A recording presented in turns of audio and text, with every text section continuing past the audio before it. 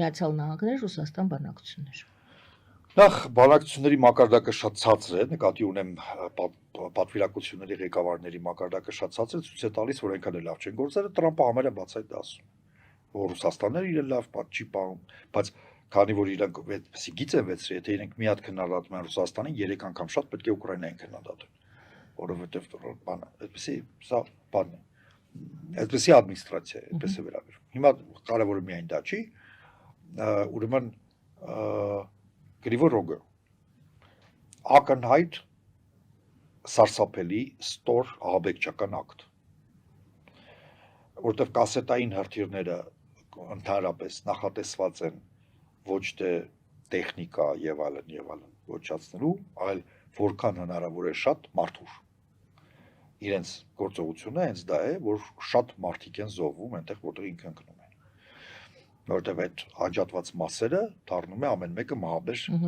զենքից, դրանք հազարներ կարող են լինել կամ չգիտեմ ինչքան, ես մասնագետ չեմ, բայց դրանք շատ են։ Սա մեկ։ Երկրորդը բացայց սուտը, թե իբր թե կողքի ռեստորանում 83 կարծեմ։ 83 նատոյի սպաներ, ուրեմն նայեք, Լիտվայում ավաղ զորավարժությունների ժամանակ BTR ամերիկյան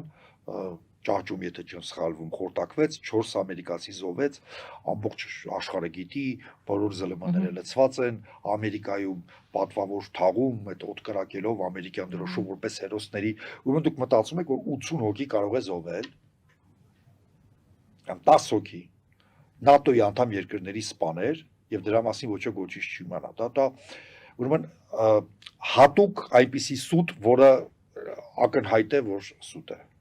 հատուկ կրիվիրի, եթե ճիշտ լինենք ուկրաիներեն, որտեղ որը ծննդավայրն է Զելենսկու,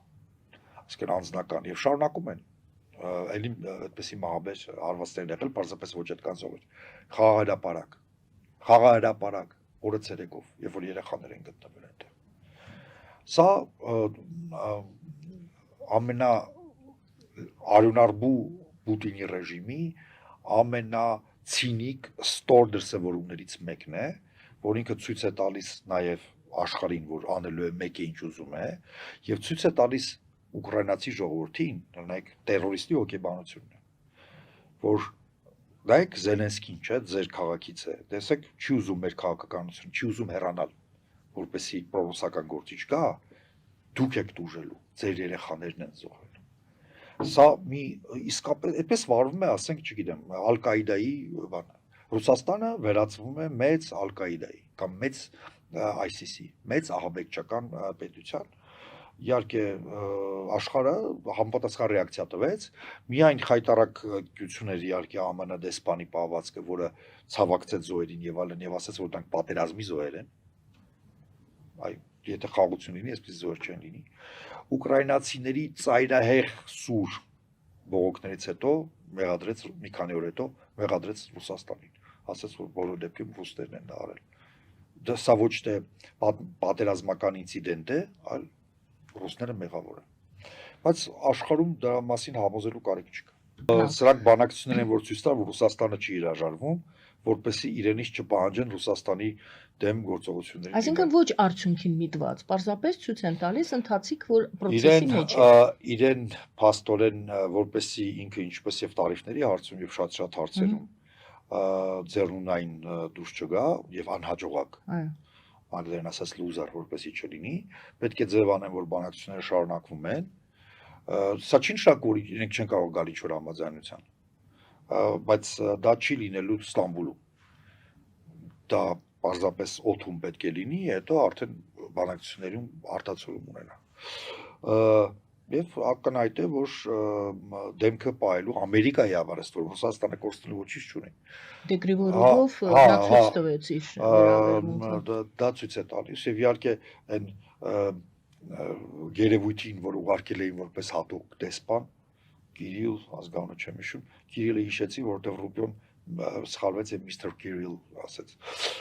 Ուրեմն այդ Միսթր Կիրիլը դեմոկրատները, որ այդ մի օրվա մեջ ողջ ամերիկան ցույցեր կազմակերպեցին, անվանել է դա նարնջագույն հեղափոխություն։ Այսինքն Տրամպը մերոնքական է, ասում են իրենք։ մեր արժեքներով ապրող մարդ է, Ռուսաստանում։ այո։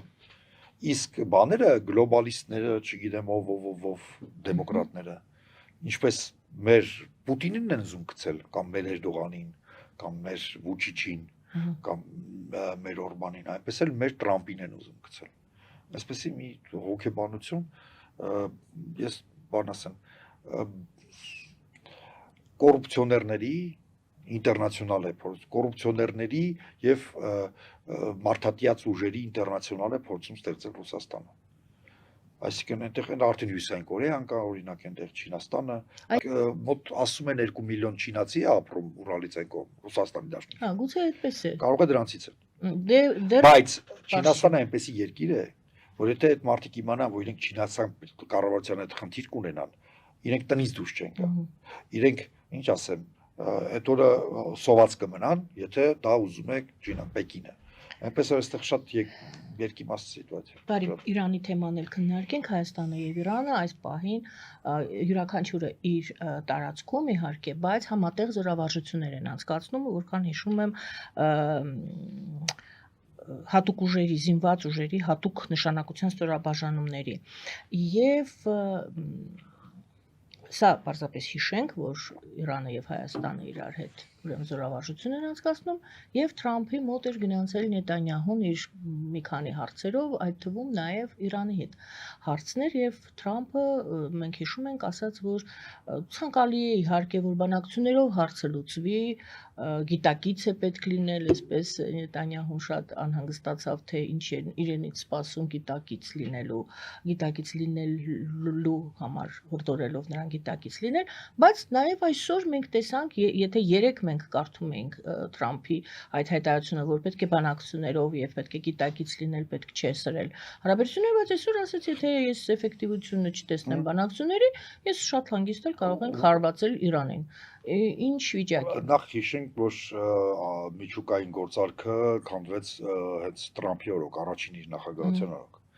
Հիմա խնդիրը այն է, որ այն քաղաքական շրջանակները, որի վրա հենվում է Թրամփը Իսրայելում, եւ Իսրայելի այս կառավարությունը հենվում է Միացյալ Նահանգներում, իրենք մեծ առումով միջուկային գործարքին միշտ դեմ են եղել։ Նույնիսկ դա կնքելու փորձերին են դեմ եղել, բանակցություններին են դեմ եղել։ Եվ առաջին մասը ուղղված էր Նետանյահուին, որ չհամարձակվեց խանգարել այդ սկզբին, որովհետև եթե կոպիտ ասած որոշելու կոճակը տան Նետանյահուին, ոչինչ բանակցություն ընդհանրապես չի լինի։ Բայց հաջորդ օրը, արդեն երբ որ Նետանյահուի դիմադրությունը արհամարվում է, հա, ինքը հայտարարում է, բայց չվախենաք, մենք էլի ձեր հետ ենք, եթե իրենք մեզ չենթարկվեն, մենք իրենց կպատժենք։ Բայց բանակցությունները լինելու են։ Այստեղ պետք է հասկանալ Նետանյահուի դիրքորոշումը, որ չպետք է լինի, բանակցություններ լինելու են։ Թրամփի ադմինիստրացիան որոշել է, որ Իրանի հետ պետք է փորձեն ինչ բանակցություններ վարել, որքան էֆեկտիվ կստացվի, չի ստացվի, ես չգիտեմ։ Ինչը որոշակի շրջանակների կողմից առաջին հերթին Իսրայելում, բայց նույնիսկ Իսրայելում դա բնակության մի զգալի մասը այդպես չի մտածում, ինչպես Նետանյահու։ Եվ Ամերիկայում, եւ այնտեղ էլ բնակության մի զգալի մասը, այդ թվում հրեական համայնքի մի շատ զգալի մասը, մեծամասնությունը իրականում այդպես չի մտածում։ Գտնում են, որ պետք է ինչ-որ խաղաղության բանաձևեր գտնել։ Ֆիլմերում տեսել ենք այդպիսի իրավիճակներ, երբ որ անդունդի եզրին մեքենան կիսովչափ անդունդի մեջ է, կիսովչափ այստեղ է։ Եթե այդ այսպես դրվագը պրոյեկտենք այս իրավիճակին, դուք կարծում եք մեքենան ավելի շատ դեպի անդունդը գլորվելու